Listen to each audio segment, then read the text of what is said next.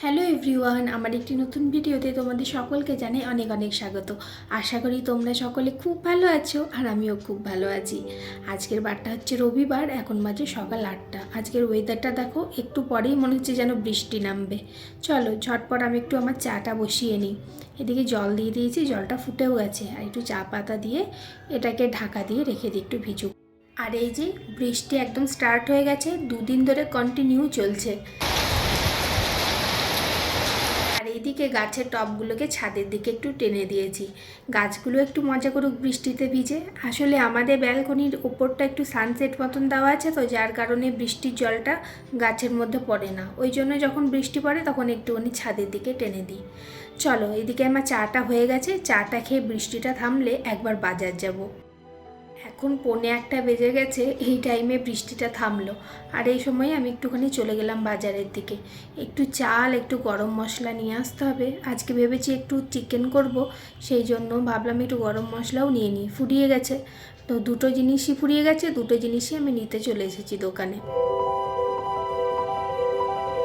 চলো চাল আর গরম মশলাটা নেওয়া হয়ে গেছে, এবার বাড়ির দিকে এগিয়ে যাই। কখন আবার বৃষ্টি নেমে যাবে তার নাই ঠিক। আর রাস্তাগুলোতেও দেখো কীরকম জল জমে গেছে। আর এইদিকে দেখো সিঁড়িগুলো দিয়েও একদম জল পড়েছে। আসলে ব্যাঙ্গালোরে আমি দেখেছি ম্যাক্সিমাম ফ্ল্যাটই এরকম বাইরের দিকে সিঁড়ি, মানে ছাদের বৃষ্টি হলে ছাদ থেকে সব জলটাই সিঁড়ি দিয়ে একদম নিচে আসে। আর প্রত্যেকের ব্যালকনিও ভিজে যায়, সিঁড়িগুলোও ভিজে যায়। চলো ঘরে চলে এসেছি, এবার যাই ঝটপট করে রান্নাটা করে নিতে হবে, অনেক বেলা হয়ে গেছে আজকে।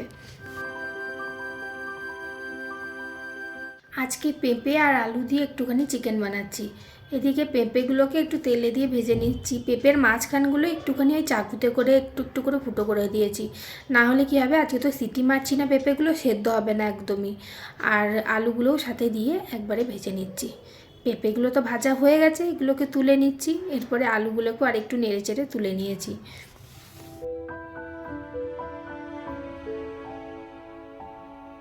এবার তেলে একটুখানি দিয়ে দেবো গোটা গরম মশলা, এলাচ, লবঙ্গ, দারচিনি আর একটা তেজপাতা দিয়ে দিলাম। আর তোমরা খেয়াল করেছো নাকি জানি না, ওই যে যখন আমি গরম মশলার প্যাকেটটা কিনলাম, একটা কালো কালো মতন মশলা ছিল, তো আমিও বুঝতে পারিনি ওটা কিসের মশলা। পরে বুঝলাম ওটা সাম্বারের মশলা।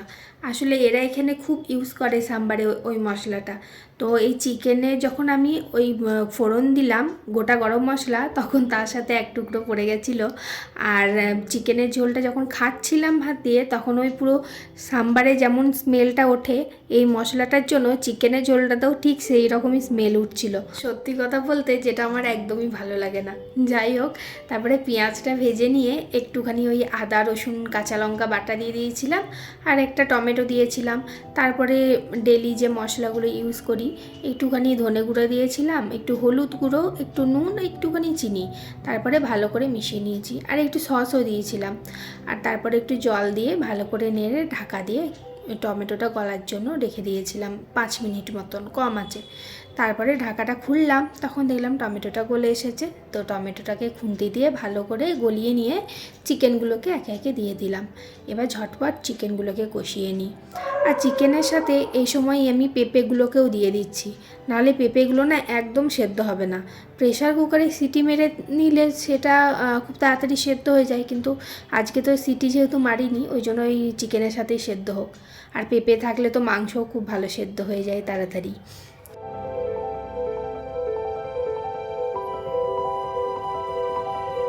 চলো এদিকে চিকেনটা কষে এসেছে, এবার একটু জল দিয়ে ভালো করে ফুটিয়ে নেবো, তাহলেই হয়ে যাবে। এখন 2টো বেজে গেল দেখতে দেখতে। আসলে বৃষ্টির জন্য বেরোতেও লেট হয়ে গেল, মানে চালটাও তো শেষ হয়ে গেছিলো, দিয়ে সব কিছু নিয়ে আর কি বেরোতেও লেট হয়ে গেল। বৃষ্টিটা থামলো তারপরে বেরোতে পারলাম। এদিকে অরিন্দ মাঝও ঘরে কাজ করছে, রবিবারও ওদেরকে কাজ করতে হচ্ছে, এখন আবার দেওয়ালি সেল আসছে সেই জন্য। চিকেনটা হয়ে গেছে, এবার ধনেপাতা দিয়ে চিকেনটাকে নামিয়ে নেব। তাহলে ভিডিওটা আজকে এখানেই শেষ করছি। সবাই খুব ভালো থাকবে, সুস্থ থাকবে। আর ভিডিওটা কেমন লাগলো সেটা অবশ্যই কমেন্টে জানাবে।